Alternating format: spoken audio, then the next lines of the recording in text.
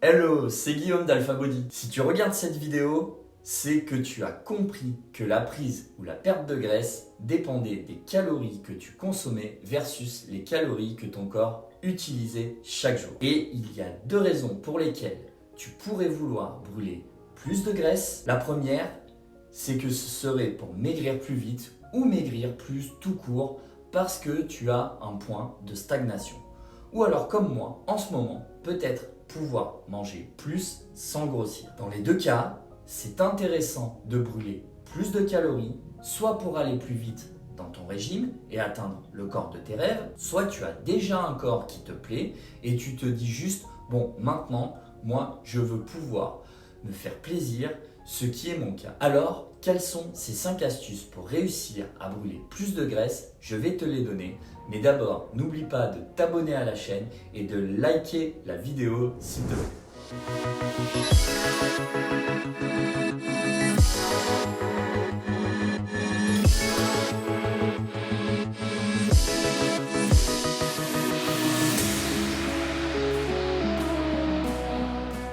La première, c'est manger plus de protéines. Qu'est-ce que c'est les protéines? C'est des acides aminés essentiels que ton corps ne peut pas produire et qui sont souvent contenus dans des aliments tels que la viande, les laitages, le poisson, le tofu. Alors, pourquoi je te dis de manger plus de protéines? La raison numéro 1, c'est que les protéines, c'est le macronutriment qui coûte le plus de calories à digérer à ton organisme, contrairement aux glucides ou aux lipides qui sont vraiment les pires. Les lipides, ça coûte quasiment aucun coût de digestion.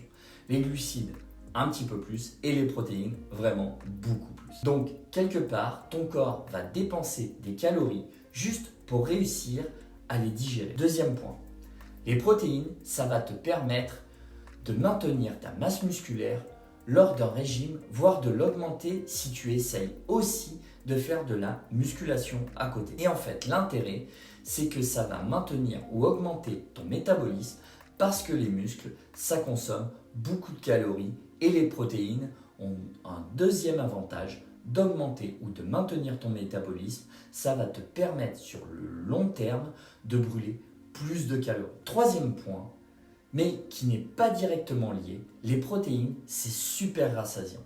Et ça va te permettre tout simplement de manger moins et ce sera des calories que tu n'auras même pas à brûler parce que tu ne vas jamais les consommer.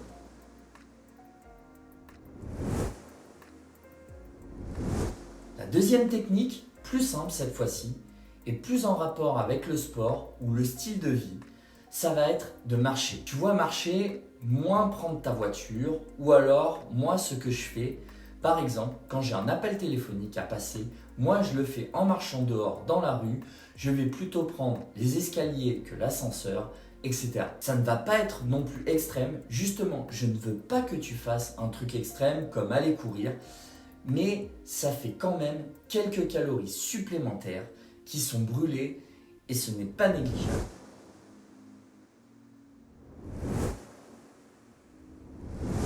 Troisième astuce, ça va être de faire de la musculation. Pareil, étonnamment, la musculation, ça a été prouvé qu'en fait, ça n'augmentait pas tant que cela la sensation de faim comme le cardio. Et ce qui est génial avec la musculation, c'est surtout que ça va venir préserver ton muscle, encore une fois, pour s'assurer que les calories que tu brûles, ce sont bien du gras et pas du muscle. Et même, ça peut en augmenter ta masse musculaire, ce qui va augmenter ton niveau de dépenses caloriques au cours de la journée, au cours de la nuit et pendant les mois qui vont suivre. Chaque kilo supplémentaire de muscle augmente à peu près de 30 calories par jour ta dépense calorique. Alors imagine, tu prends 10 kilos, c'est 300 calories en plus, un dessert supplémentaire que tu peux manger tous les jours sans grossir.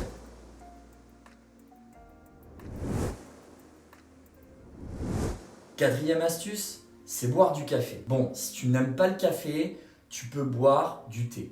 Tu vois, des choses qui vont augmenter légèrement ton niveau d'activité. Il ne faut pas rentrer dans un cas où tu prends beaucoup trop et tu es en train de trembler, mais quand même, le café, ça a été prouvé, augmente un peu ton métabolisme, augmente ton niveau d'énergie et peut te permettre de brûler quelques calories supplémentaires dans la journée de par l'élévation de ton métabolisme et le fait que tu vas peut-être bouger un petit peu plus. C'est un effet non négligeable, le café peut aider à couper l'appétit. C'est d'ailleurs pour ça que l'on recommande souvent aux gens qui font du jeûne intermittent un petit café le matin à la place de déjeuner. Ça peut permettre de quand même te donner un petit plaisir et d'avoir quelque chose dans l'estomac qui va l'occuper et te couper un peu la faim. C'est une astuce qui coûte vraiment pas grand chose.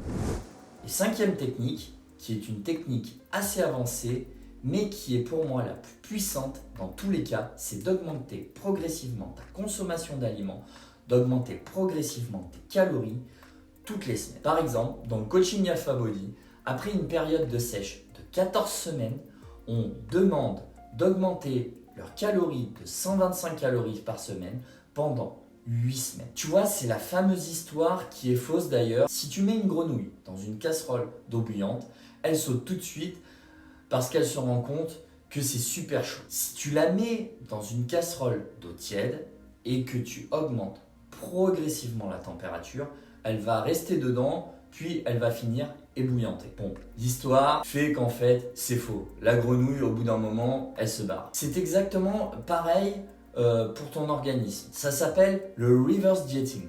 En anglais, c'est un peu le régime inversé. Ton corps, si tu augmentes légèrement tes calories tous les jours, il ne sait pas trop quoi en faire, il va les dépenser un peu plus en chaleur, un petit peu plus pour construire d'autres choses. Bref, il va l'utiliser d'une façon autre que celle de stocker du gras. Et tu peux te retrouver en faisant 8 semaines comme ça d'augmentation des calories à quasiment 1000 calories de plus que ce que tu consommes aujourd'hui en ayant très peu pris de gras et en revanche en ayant augmenté ton métabolisme en conséquence. En tout cas, une chose à ne pas faire, c'est d'augmenter du jour au lendemain de 1000 calories. Là, ton corps, il ne sait pas comment réagir autrement qu'en les stockant. Voilà ces 5 astuces pour brûler plus de calories sans perdre de gras et sans trop se priver. Mon conseil, c'est choisis celle qui t'a le plus semblé réalisable maintenant sur le long terme et mets-la en application tout de suite.